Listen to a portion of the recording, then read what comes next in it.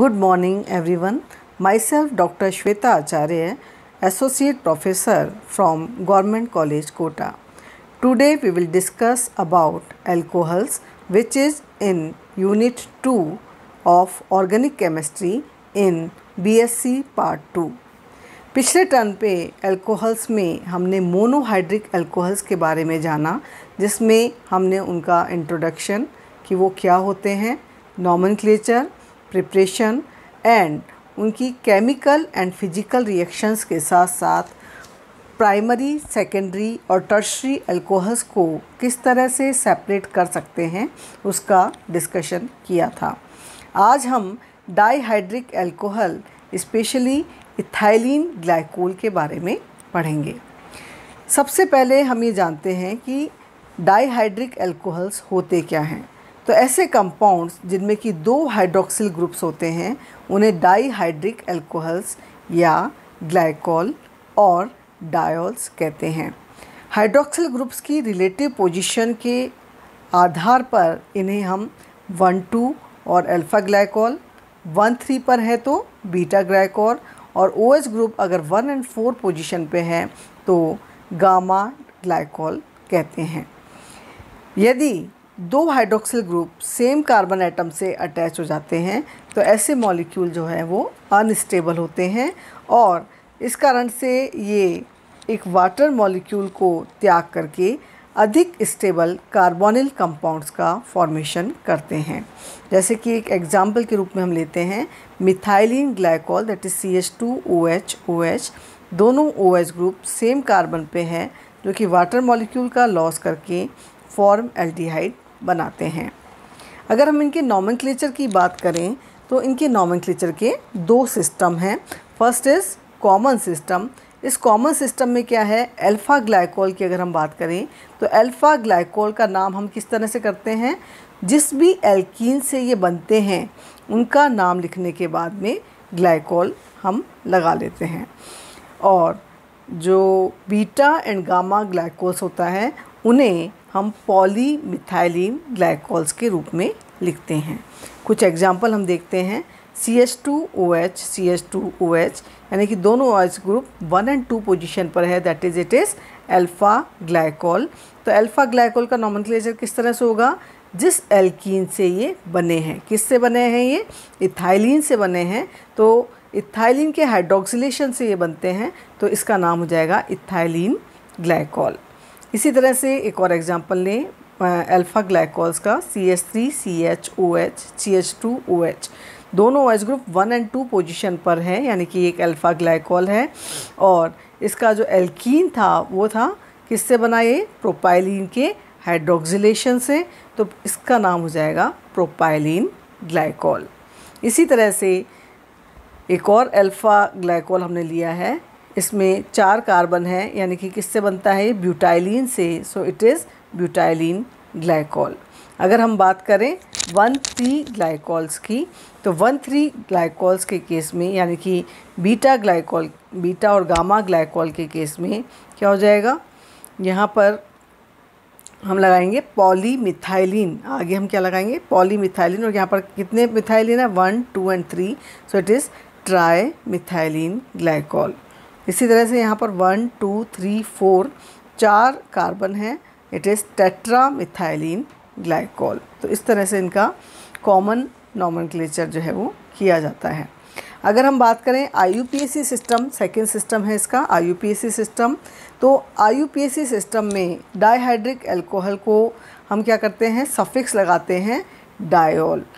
जो भी इनका पेरेंट एल्केन होता है उसके बाद में हम क्या लगा देते हैं, डायोल लगा देते हैं और इसके बाद में हम दोनों हाइड्रोक्सिल ग्रुप की पोजीशन बता देते हैं और अगर उसमें कोई साइड चेन हो तो उसे भी हम नंबर के द्वारा इसमें इंडिकेट कर देते हैं। हम इसके कुछ एग्जांपल लेकर के समझते हैं। दिस इज़ CH2OH 1 और 2 पोजीशन पर OH ग्रुप है, तो अल्फ़ा ग्लाइकोल ये है। तो इसमें जो IUPAC सिस्टम में नॉमेनक्लेचर क्या है, एल्केन के बाद में सफिक्स डायोल लगता है। तो एल्केन है, यहाँ पर 2 कार्बन है, इथेन 1 और 2 पोजीशन पर OH ग्रुप है, so it is ethane 1,2 glycol. इसी तरह से इसमें 3 कार्बन हैं तो 3 कार्बन होने के कारण एल्केन हो गया प्रोपेन, और 1 और 2 पोजीशन पर OH ग्रुप है, so it is propane 1,2 diol. इसी तरह से यहाँ अगर हम देखें, यहाँ भी 3 कार्बन्स हैं, लेकिन OH ग्रुप की पोजीशन चेंज है। यहाँ पर OH ग्रुप की पोजीशन है 1 और 3 पोजीशन पर, so it is propane 1,3 diol. और ये कंपाउंड है हमारा 1 2 3 4 कार्बन्स हैं इसमें, यानी कि ब्यूटेन, एल्केन जो है वो ब्यूटेन है, और OH ग्रुप की जो पोजीशन है दैट इज़ 1 और 2 पोजीशन पर, it is 1 2, that is butane 1,2 diol, इसे हम लिखेंगे। इसी तरह से यहाँ पर OH ग्रुप की पोजीशन है 2 और 3 पोजीशन पर, 1 2 3 और 4 कार्बन है, so it is butane 2,3 diol. Next compound हम लेते हैं, ये 1 2 3 4 4 यहाँ पर कार्बन है, सो इट इज़ ब्यूटेन, और OH ग्रुप की पोजीशन है 1 2 3 एंड 4 पे, ब्यूटेन 1,4 डायोल। अब नेक्स्ट कंपाउंड की बात हम करते हैं जो कि ब्रांच्ड है, इसमें एल्काइल ग्रुप जो है वो सब्स्टिट्यूशन है।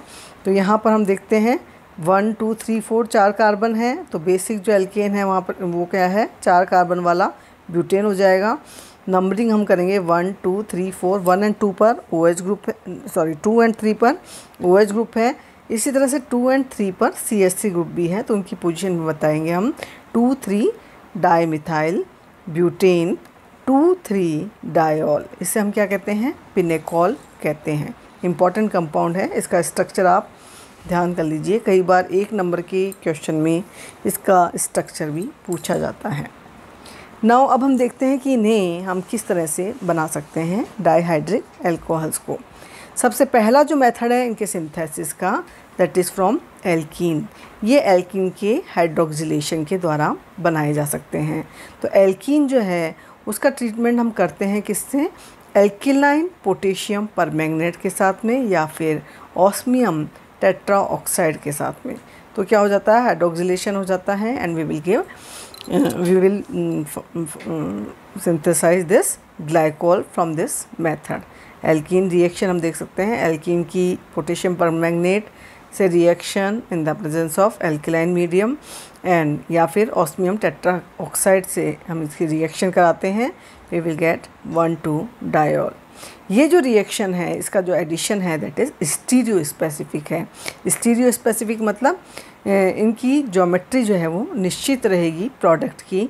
इस मेथड के द्वारा हमें सिस डायोल्स ही मिलते हैं, ठीक है, क्योंकि इनमें क्या होता है, साइक्लिक परमैंगनेट या फिर ऑस्मेट एस्टर जो है वो इंटरमीडिएट के फॉर्म में बनते हैं। तो साइक्लिक स्ट्रक्चर बनती है, तो हमें सिर्फ एक सिस प्रोडक्ट ही यहाँ पर प्राप्त होता है।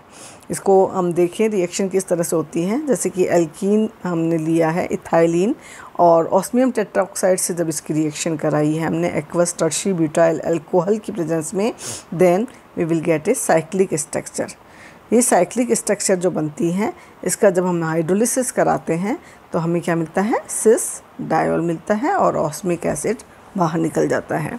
इसी तरह से एल्कीन की पोटेशियम परमैंगनेट से रिएक्शन कराते हैं हम इन the presence of base alkaline medium में, तो हमें फिर से साइक्लिक स्ट्रक्चर इस तरह की बनती है, जो कि हाइड्रोलिसिस कराने पर we will get cis diol.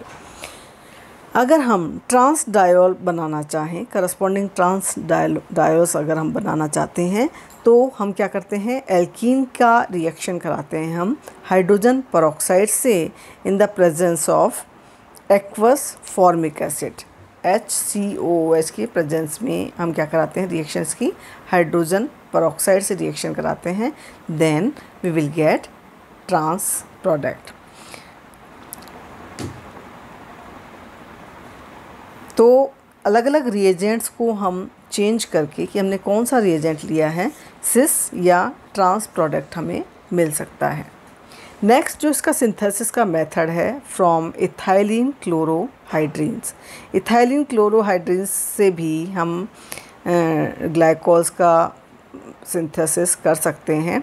तो इथाइलिन ग्लाइकोल अगर हमें बनाना है तो हम क्या करते हैं, इथाइलिन की रिएक्शन जो है उसे हाइपोक्लोरस एसिड में पास करते हैं, उसके बाद इसको हाइड्रोलाइज करते हैं। जो भी इथाइलिन क्लोरोहाइड्रीन्स बने हैं, यहाँ पर इथाइलिन क्लोरोहाइड्रीन्स जो बने हैं, इसका हाइड्रोलिसिस करते हैं by boiling with aqueous sodium hydrogen carbonate. Reaction इस तरह से लिखी जा सकती है। इथाइलिन की रिएक्शन पहले हाइपोक्लोरस एसिड से, then we will get ethylene chlorohydrins, और इसे जब हम गर्म करते हैं सोडियम बाइकार्बोनेट के साथ में, then we will get ethylene glycol. Next जो इसका सिंथेसिस का मेथड है, that is from ethylene dibromide. तो ग्लाइकॉल जो है हम किस तरह से प्राप्त कर सकते हैं? इथाइलिन डाई ब्रोमाइड जो है उससे हम रिएक्शन कराते हैं उसकी सोडियम एक्वस सोडियम कार्बोनेट से, Na2CO3 प्लस H2O से एक्वस सोडियम कार्बोनेट से रिएक्शन कराने पर we will get ethylene glycol. Next is from ethylene oxide. Ethylene oxide से जो है वो उसके द्वारा हम जो है इथाइलिन ग्लाइकॉल बना सकते हैं। तो इथाइलिन ऑक्साइड बनाने के लिए हम क्या करते हैं, इथाइलिन की रिएक्शन कराते हैं एयर से, जो कि उससे पास करते हैं ओवर हीटेड सिल्वर कैटलिस्ट, और प्रेशर जो है वो 200 to 400 मतलब हाई प्रेशर पर और हाई टेम्परेचर पर इसे हम गर्म करते हैं, जिससे कि इथाइलिन ऑक्साइड हमें मिलते हैं, जिसे हम हाइड्रोलाइज कराते हैं डाइल्यूट HCl के द्वारा, जिससे कि ये इथाइलिन ग्लाइकॉल बनता है। ये जो मेथड है बहुत ही यूटिलिटी का है और ये इंडस्ट्रियल मेथड है इथाइलिन ग्लाइकॉल बनाने के लिए। ठीक है, तो इथाइलिन ऑक्साइड के द्वारा ये बन रहा है। इथाइलिन ऑक्साइड का हाइड्रोलिसिस करते हैं और इथाइलिन ऑक्साइड बनाने के लिए इथाइलिन की रिएक्शन कराते हैं हम एयर से ओवर हीटेड सिल्वर कैटलिस्ट के साथ में हाई प्रेशर पर ये रिएक्शन होती है। तो ये थे इथाइलिन ग्लाइकॉल जो है इसके डिफरेंट सिंथेसिस के मेथड कि इन्हें हम किस तरह से बना सकते हैं। नेक्स्ट टर्न पे हम देखेंगे इसकी फ़िज़िकल प्रॉपर्टीज़ क्या है और साथ ही इसकी केमिकल रिएक्शंस कौन सी होंगी। तब तक के लिए आप इन रिएक्शंस को लिख करके और याद करिए, और इम्पॉर्टेंट रिएक्शंस हैं इसमें काफ़ी, उनको देखिए। Thank you.